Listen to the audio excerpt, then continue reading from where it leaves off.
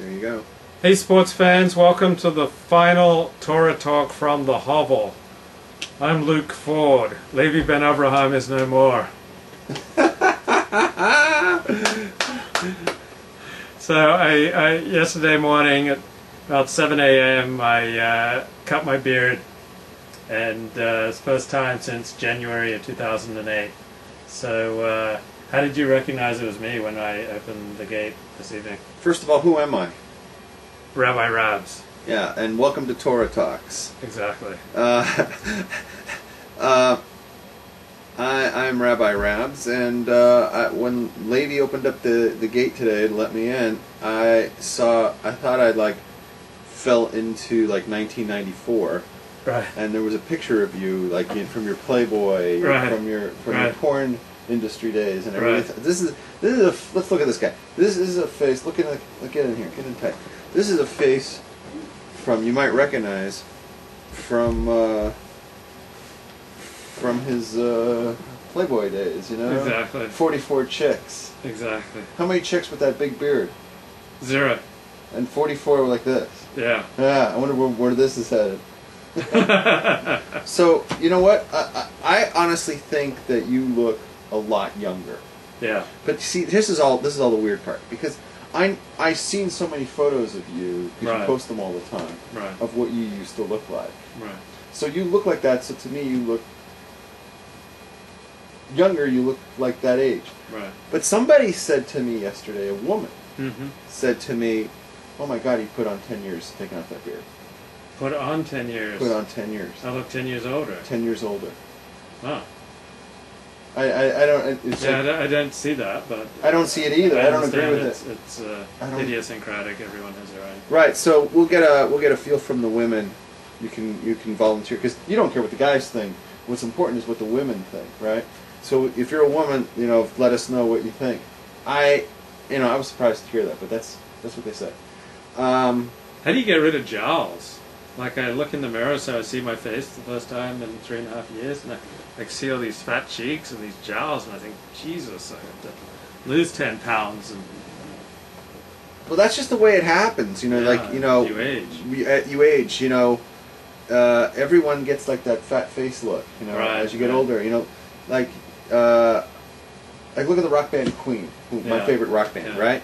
When I saw them in the 70s, they all had skinny faces. Really skinny faces. If you look at photos of them, Right. all have really skinny faces. Look at them today.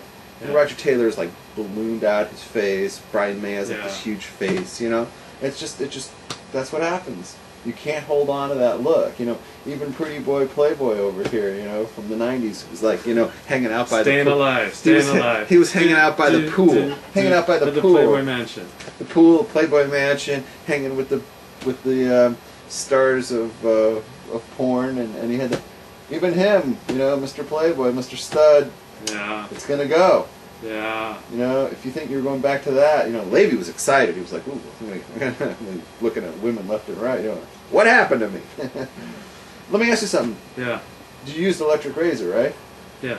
Shaver. You used an electric shaver. Yeah. I was curious about this. Where did you get it from? When did you have it? Because you haven't. Here's what I was thinking.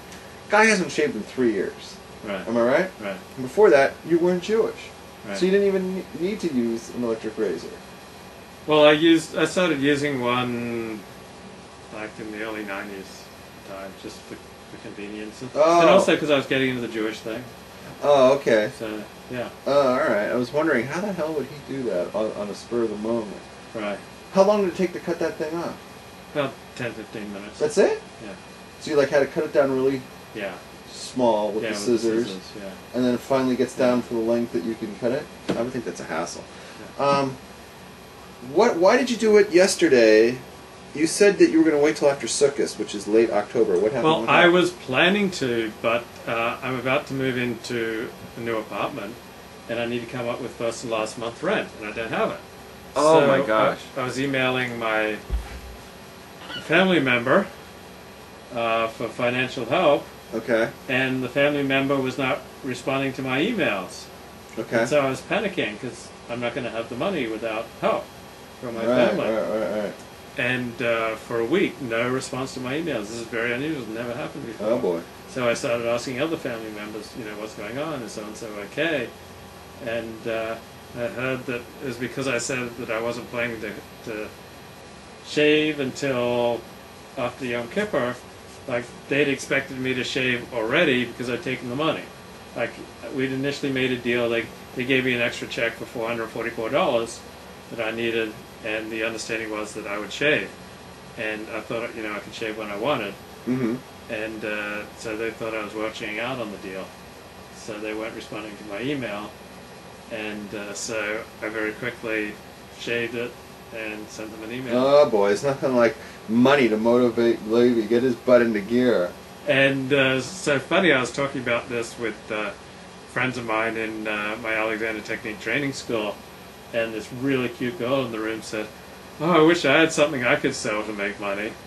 And like, women are so oblivious. Like, all the guys immediately cracked up. Yeah, but like, how could a beautiful woman say that and not understand? It's like the other thing. She could have gotten like a bikini wax. I'm sure you would have paid her. I have no spare money. Sponsor her for a bikini Another thing wax. that like women will say is like in a personal assistant or something to an author or some big, big dude will say, "Oh yeah, I take care of him when he's in town." When a guy hears a woman takes care of him, they always think no, lady, sexually. No, you think that. You would think that too. No, I would not think that. Like if I said, "Oh, this really hot chick, she takes care of me every time I come into Los Angeles," you wouldn't think, "Oh, lady's getting some." Well, that's because the way you phrased it. If you said like, "Oh, I'm going to see Jeanette," right? She takes care of me whenever I come to town. I would be like, she probably like gives some fine hospitality, but when you say like this really hot chick with these big boobies, she takes care of me. Like, what do you want me to think? Because that's the way you described her. You reduced her down to like some sort of sex object. I didn't reduce women. You objectify women because you have no respect for them. It's because I'm an addict. I can't help it. God made me this way. All right, a few shout-outs. We have 4 people already in the chat room. So quick hello to Blev the Champ. Love you. D-Matic, he's asked, what have I missed? I'll tell you what you missed. You missed the giving of the check. All the payments have come in for this month. You're the only one behind. Way to stick in the guilt. It's great to see you, D-Matic. Henry's in there. Hey, Henry and Liquid Rob, and he's got something to say. First the Goyisha face, and next the sixes. Sorry to hear you broke, D-Matic.